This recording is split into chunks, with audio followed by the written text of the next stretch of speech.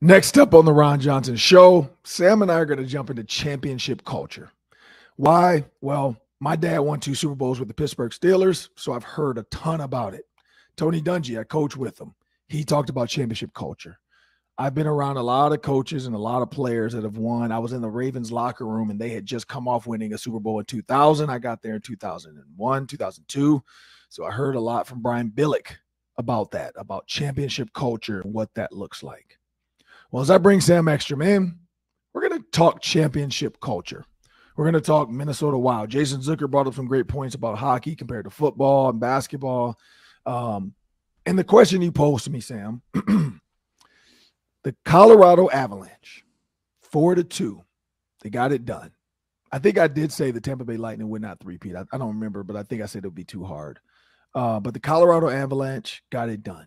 And Jason Zucker brought that up like, the NHL final doesn't get as blown up as the NBA. Like even the headline today, it just kind of said Colorado Avalanche win 4-2. You know, it's like it wasn't a big parade on ESPN. It wasn't like they're not going to show like they showed Steph Curry and his wife and then his brother-in-law and his sister, you know, on the boat on the they showed Klay Thompson fall and they showed Matthew Stafford when he won, knocking a reporter off the stage or a reporter fell off the stage. And then she got canceled pretty quick when they went to her Twitter. But you see that with football. You know, you saw the Tom Brady stuff. You see that with football. You see that with basketball. I have not kind of paid attention to baseball, but I don't think it's as big as those two. But then hockey, it's like another blip on the radar. Like it's like bloop, and then it keeps moving.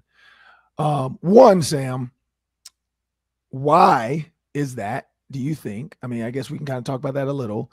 And is that why Wild fans, I guess, aren't as like crazed about them not getting there? Because I feel like Vikings fans constantly talk about the fact they haven't won. Timberwolves fans constantly bring it up that they need to get a championship, and it's so heartbreaking. But Wild fans just kind of say, well, season's over. All right, let's get the rinks back up at some point. You know, we'll get back on our skates and let's move on. Let's go to the cabin. Let's go to the boat. When I look at the Avalanche being in the same conference that the Wild possibly would have to get through them to make it to a final, unless somebody else does them a favor and knocks them off. Can the Wild get there? Right now, I'm going to say yes, and this is why. Jason Zucker pointed out a great point. Hockey is the one sport where the players matter more during the game, meaning football coaches are kind of up there because they have to call some of these plays. They have to get the guys lined up. They have to, do all this stuff. Basketball, it's a little bit more player driven, but there's still some coach sets. There's some calls. There's some defenses. There's some subs. Hockey is just like, I got to have my lineup set. First line, second line, third line, fourth line. These guys know when I yell out a line, they go out.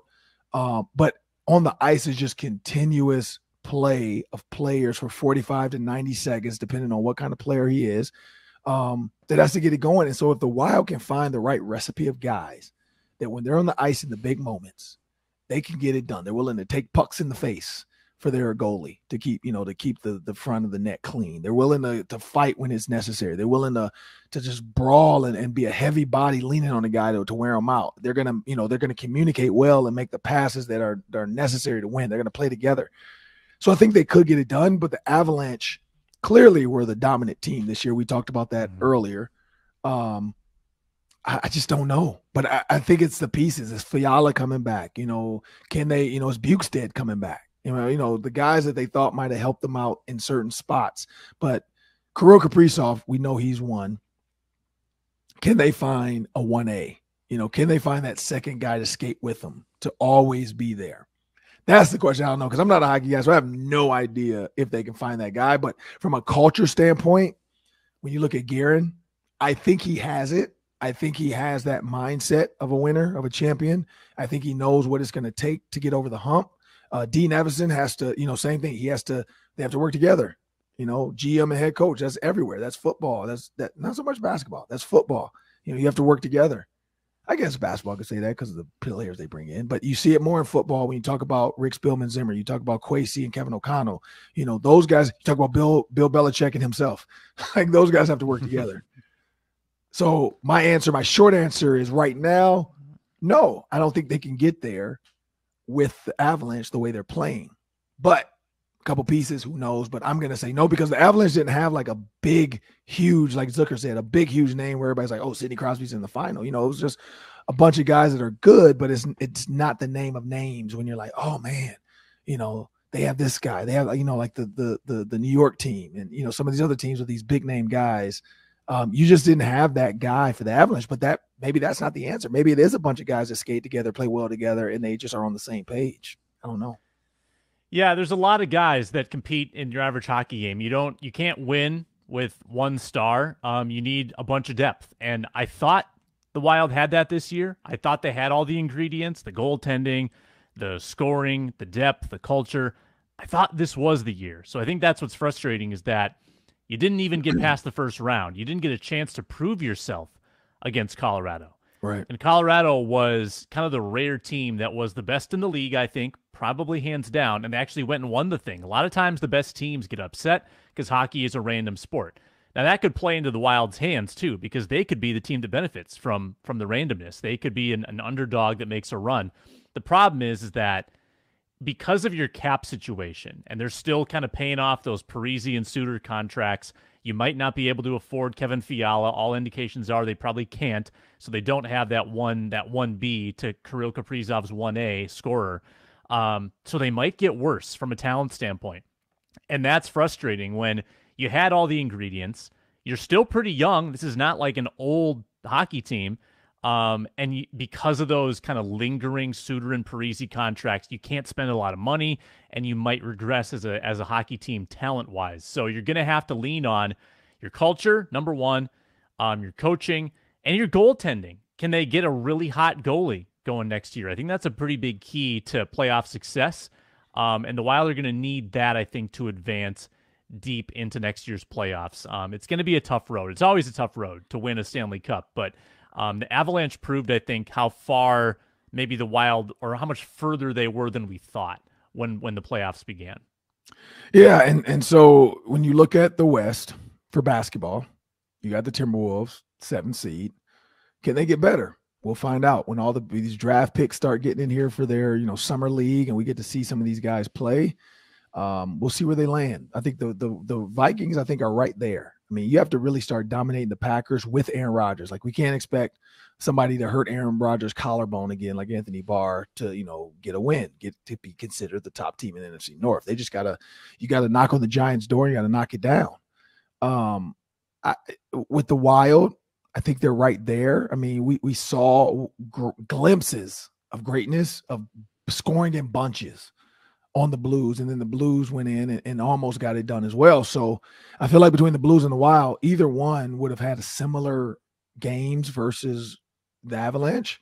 But I do feel like maybe the Wild's fans would have been a little bit better and crazier to be in that, you know, that second part of the final or playoff.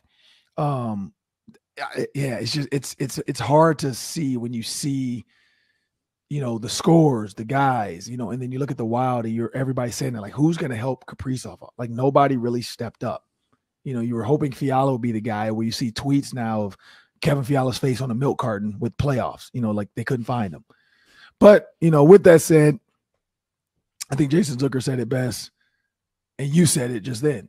Hockey is the great equalizer, because it's just a bunch of guys on the ice skating for 45 to 90 seconds. The best group of players are going to win. It's all about chemistry. It might not be, I mean, the Avalanche might have it. Maybe it's not paying one guy a ton of money and then having a bunch of little pieces. It's having a whole bunch of little pieces. And everybody is, you know, you got a bunch of guys that you can pay average salaries to.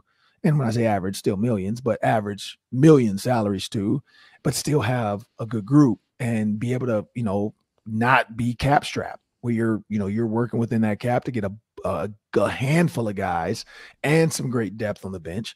That's the key, because I mean, I don't really understand it, but I get it, because it's just like subbing in your backup receivers or whatever. And they were saying the Wild's third and fourth lines, they weren't getting a lot out of them at times. You know, sometimes they were, and then sometimes they would just be out there. Their special teams were really good, though. They were doing great with the penalty kills and when they had the power play. Is that the answer? Is it a guy that irritated, like a Patrick Beverley of hockey, that you can get a guy to constantly get people out? maybe that's the answer. I don't know who that is. I don't know what that looks like. I don't know if somebody needs to take that role on and become an agitator. But you see that when I watched the I don't know if it was Avalanche Red Wings 30 for 30 on ESPN, but they talked about like how their rivalry was and how guys constantly were seeking out guys to knock out and throw into the glass, and guys leaving with stitches, and like you don't see that from the Wild. You didn't see guys that were seeking out guys to really just say, I'm gonna mess with this guy until he does something to get thrown out, or I'm gonna get him out of here by just and you don't want to purposely hurt guys, but you get where I'm going with this. So I think the Wild can get it done, but I don't think like next year, unless, like I said, unless that roster, like you said, the salary cap changes where they can get, some pieces in there to help with depth. But Kaprizov needs help. Like, he's Batman, but he needs Robin. Or he's Captain America, he needs an Iron Man. Like, he needs help.